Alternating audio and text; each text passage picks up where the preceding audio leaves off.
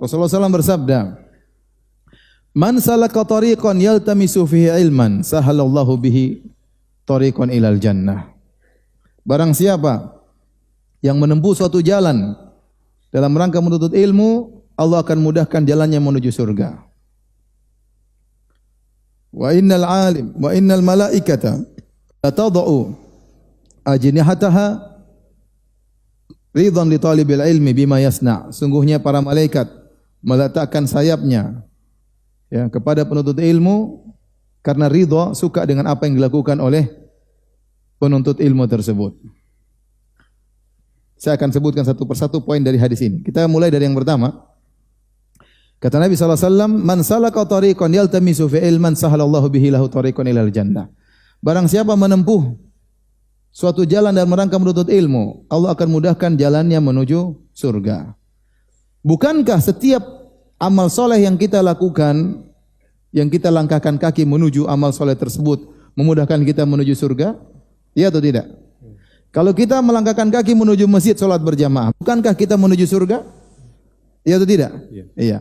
Bukankah kalau kita berjalan silaturahmi menuju orang tua kita, untuk menyenangkan hati ibu kita, kita melangkahkan kaki, berjalan bersafar dalam waktu yang jauh, menempuh jarak yang jauh, bukankah kita menuju surga? Iya. Bukankah kalau kita melangkahkan kaki untuk umrah, bukankah kita menuju surga? Bukankah kalau kita melangkahkan kaki, berpindah dari satu manasik ke manasik yang lain, dari tawaf, kemudian sa'i, kemudian nanti ke Mina, ke Arafah, ke Muzdalifah dan yang lainnya, bukankah kita menuju surga? Iya. Bukankah tatkala kita berjihad, kita berjalan, bukankah kita menuju surga? Iya, berarti seluruh langkah kaki kita tatkala menuju amal soleh, semua mengantarkan kita menuju surga. Namun timbul pertanyaan, kenapa Nabi mengkhususkan orang yang sedang menuntut ilmu? Paham pertanyaannya? Paham pertanyaannya? Saya ulangi. Nabi berkata dalam hadisnya, "Man salaka tariqan yaltamisu fihi ilman, sahalallahu bi tariqan ilal jannah." Barang siapa yang melangkahkan kaki dalam rangka menuntut ilmu, menempuh suatu jalan, Allah akan memudahkan jalannya menuju surga. Padahal kita melangkahkan kaki untuk amal soleh banyak, untuk bersedekah, untuk bantu korban bencana, untuk umrah, untuk haji. Bukankah semuanya melangkahkan kaki ini menuju surga? Jawabannya iya. Nah, kenapa Nabi mengkhususkan penyebutan orang yang melangkahkan kaki dalam rangka menuntut ilmu? Jawabannya sebagian ulama menjawab, karena jalan termudah menuju surga adalah menuntut ilmu. Lebih mudah daripada yang lainnya. Jalan termudah menuju surga adalah menuntut apa? Ilmu. Kenapa? Dengan dia tahu tentang ilmu akan terbuka cakrawala kebaikan. Dengan belajar dia akan tahu tentang hal-hal yang buruk untuk dia jauhi. Dengan ilmu dia tahu mana prioritas dalam beramal soleh. Dengan ilmu dia akan bersikap dengan hikmah dan bijak.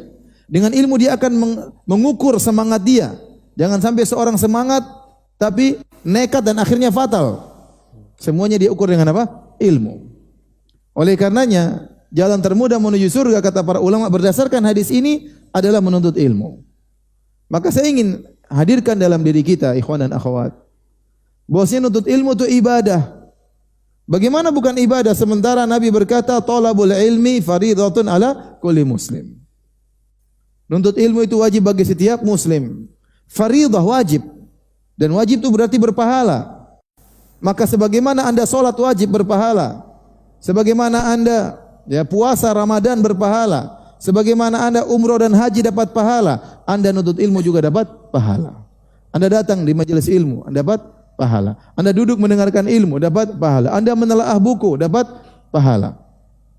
Karena nuntut ilmu itu adalah ibadah.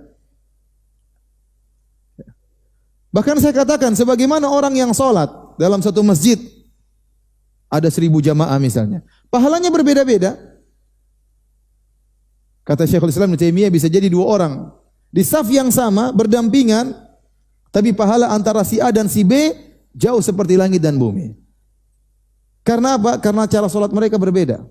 Yang satu mungkin sholat di atas sunnah, yang satu mungkin tidak, kurang sesuai dengan sunnah, yang satu mungkin khusyuk, sementara satunya pikirannya kemana-mana. Ya. Pahalanya bisa sejauh langit dan bumi. Maka saya katakan demikian pula, orang yang hadir dalam majelis ilmu bisa jadi pahalanya berbeda-beda. Ada yang niatnya benar-benar tulus, ikhlas. Ada yang niatnya tulus sekaligus mencari sesuatu. ada yang mendengar dengan baik dengan seksama, ada yang mencatat, ada yang cuma mengangguk-angguk ya. Ada yang sambil ngangguk-ngangguk tapi ngantuk ya. Berbeda-beda, tidak sama. Kenapa? Menuntut ilmu adalah apa? Ibadah. Itu ilmu ibadah. Bagaimana bukan ibadah sementara Nabi menjelaskan menuntut ilmu itu jalan mudah untuk menuju surga.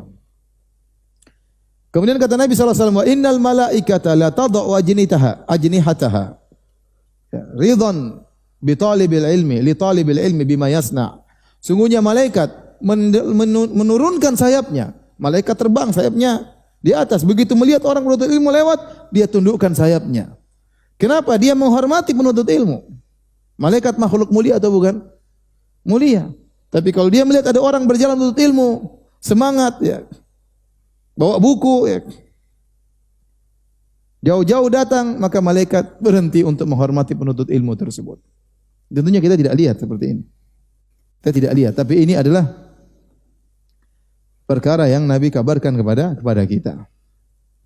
Kemudian kata Nabi SAW, wa innal alim la yastaghfiru lahu man fis samawati man fil ardi hatta al-hitan fil bahr. Kata Nabi, sungguhnya orang yang berilmu itu dia memohonkan ampunan baginya seluruh yang ada di langit dan ada di bumi. Seluruh yang ada di langit, yang ada di bumi semuanya mohon ampun buat orang yang berilmu ini. Dan ini tingkatan yang lebih tinggi. Penuntut ilmu belum dapat ini. Dia harus terus belajar, terus belajar, terus belajar sampai pada derajat alim. Kalau dia sudah mencapai derajat alim, maka seluruh makhluk langit di bumi semuanya mendoakan agar dia diampuni. Bahkan Nabi menjelaskan hatal hitan fil bahar, sampai lautan yang ada, sampai ikan yang ada di lautan juga mohon ampun bagi dia. Kenapa kata para ulama? Karena ilmu itu mendatangkan kesejahteraan. Ilmu itu mendatangkan ketentraman. Ilmu menghindarkan manusia dari kerusakan. Adapun orang tidak berilmu, ya, kebodohan, kejahilan itu yang menimbulkan kerusakan, menimbulkan bencana, menimbulkan peperangan, itu semua karena kejahilan. Oleh karenanya sampai-sampai ikan di lautan mendoakan bagi orang yang berilmu.